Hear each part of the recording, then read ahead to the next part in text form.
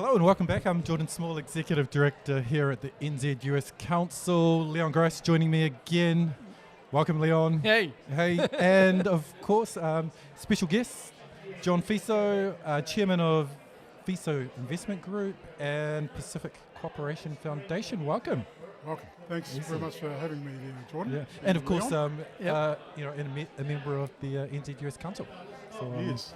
Yeah, great to have you along and to get your views on where the race is at this point and how you're seeing things. So maybe, do you want me to lead off with that first question? So the first question is, what do you think of Trump as a campaigner? Well, I think firstly it's an exciting time, isn't it? Everyone seems to be glued to the sets and actually waiting for the results. So I think one of my observations is when we came into the election, there was a 10-point spread towards Biden, but looking at the map at the moment, it's a lot closer. So you'd actually argue that Trump as a campaigner has actually said what he's going to do, which is create some momentum leading into the election. And that's being borne out today on the results. Yeah, executing on his strategy. Albeit being early, Yeah. What was the strategy, Leon? I think it is not too dissimilar to the energy that he delivered in 2016. I mean, there's no doubt that the rallies, just really motivate his base. If you look at some of the polls around how enthusiastic Republican voters were compared to Democrat voters, he was outpointing Biden. And so he was just doubling down on that strength that he has as in his rallies, his ability to command the prime time and just deliver tremendous energy. And for a guy who got out of hospital just a short while ago, he's shown incredible energy. Doing 5 rallies a day, including some at midnight. So, he is a phenomenon as a campaigner. Yeah, it really is amazing that, like you say, that the energy that guy has at 74? Yeah. 74 to get up on that stage and just energize the crowd. I think people have underestimated his connection to voters, because if you read all the media up to this point, it was going to be a bath, but that doesn't seem to be borne out. So it tells me that his strategy around connecting with people and motivating his base is actually working. Yeah. Okay, so what is it? 3 o'clock or 4 o'clock? 4 o'clock. 4 o'clock New Zealand. Well, I've got some exciting news. We are no more informed than we were at 3 o'clock. That's right. And that's what I was. Sorry, okay, so I'll make another promise to our viewers there that at 5 o'clock we will call it. We'll call it at 5 o'clock. Good to see you. Yeah, no, I think it's all in play. I think the thing that is now really becoming apparent to me, which we should have thought about before, is the Democrat mail-in ballot and early ballot. Those votes get counted first. And so Biden ran up some great scores early on, but the walk-up crowd is pegging him back. So the early lead in Texas is now very much a Trump lead for the walk-up crowd that have voted on the day. And there's very little chance, I would have thought, that Texas will turn blue. It's going to stay red. It's going to be with Trump. And the same with Florida, Georgia, and South Carolina. North Carolina is, New York Times is predicting that it's going to go Trump's way, even though Biden's leading at the moment. And we just don't know what's going to happen in Minnesota, Wisconsin, Michigan, Pennsylvania. We just don't know. Yeah. And we're not going to know in an hour's time either. Well, Pennsylvania, when are we going to start to see some... They've counted 22% of the vote in Pennsylvania, and Donald Trump is up 50.8 to 47.9. But you really don't know which counties have been counted at that level. And what we're seeing is it's just a real seesaw. It's not a neck-and-neck thing. It's a sort of leapfrogging sort of thing, the way the counts are going. And this is the phenomenon of the mail-in versus the in-person voting on the day. I think that phenomenon is going to make it hard. But what it does point to is Trump is very competitive. This is a nail-biter race. We're not going to know. But Biden could win, but Trump could also win handsomely. Yeah. Well, I think it's dependent on the swing states, right? And there's enough of a toss-up in those swing states to tell you that it's still an open race at this stage. Yeah. Leon, why don't you give us some numbers on the swing states? What's that, sorry? Give us some numbers on the swing states. Okay, Those key ones. Okay, Ohio, 70% counted. Donald Trump's got 50.8% of the vote to Joe Biden's 47.9. So what was an early Biden lead is now looking like a Donald Trump lead, so he's leading there. If you go to Pennsylvania, which everyone says is where it counts, I mean, Joe Biden said Philly is everything, guys, this morning. Yep. Donald Trump's leading 51.5 to 47.2 with 23% of the vote counted. Again, that's too soon to say, but Trump's doing very well.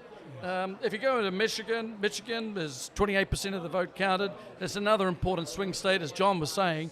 And Donald Trump is up 55.4 to 42.7. Yeah. So he's doing very well. Yeah.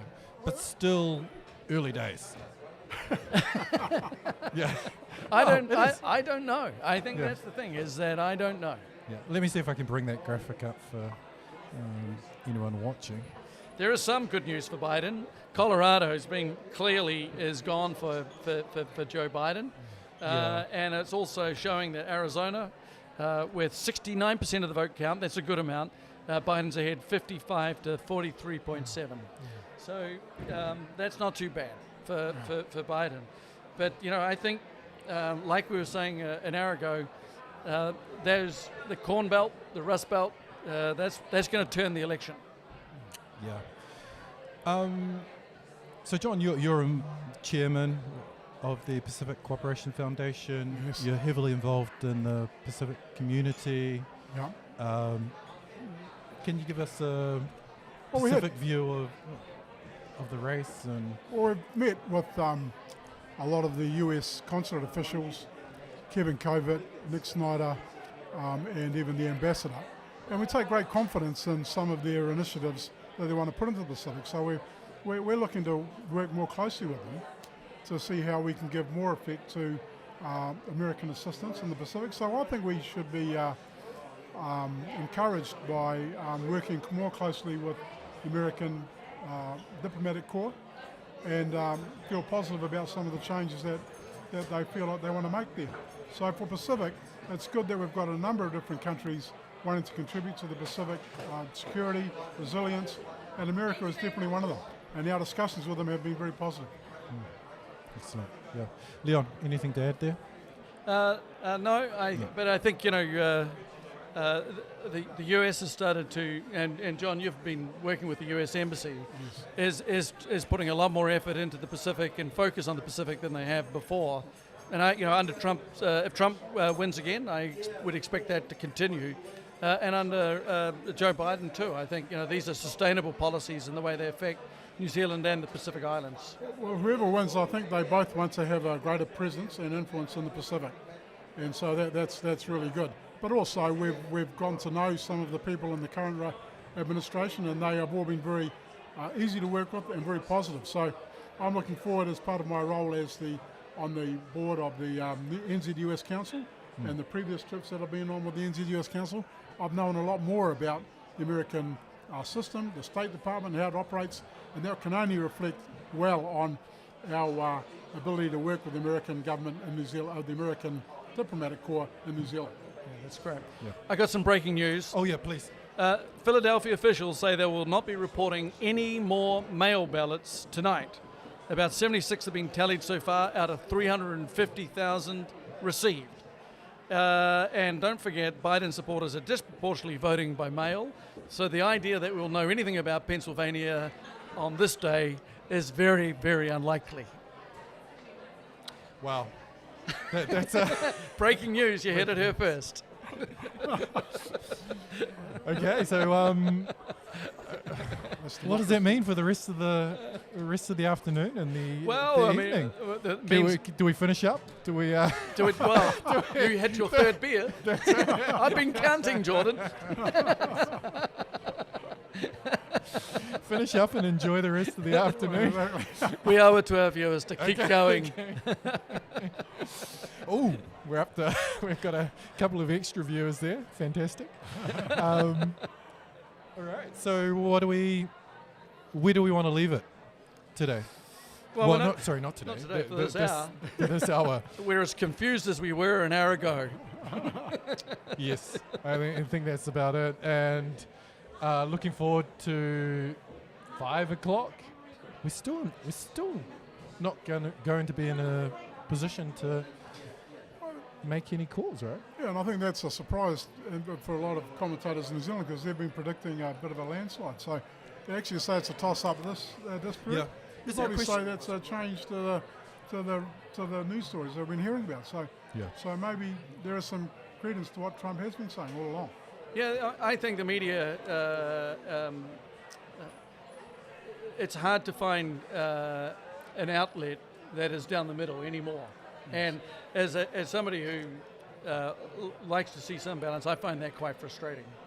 And folks, that's why you tune in to a live stream like this, where you get independent analysis. And hey, I just want to shout out to John. It's great having him on the council, and we're also going to start using. He owns the fantastic restaurant Nico in Wellington, and we're going to have a couple of big functions for the NZUS Council. That is an amazing restaurant. He's got a fabulous Argentinian chef. We're going to make sure the most expensive bottles of wine are on that day. Great. No, yeah, really looking forward to those two events. Like Leon says, I love the space, I love the atmosphere, and there's a informality to it that's just fantastic. Yep, so it's our kind of place. Yeah, so looking forward to those two events. Unfortunately, those are not open invite events. Well, let's just pump Nico. Yeah, that's right.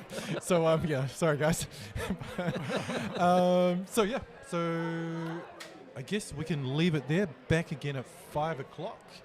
Probably won't have anything extra to add at 5 o'clock. We might have some things out of Michigan, Wisconsin, that they may be more clear, but we shouldn't peg our hopes on knowing anything out of Pennsylvania. Yeah.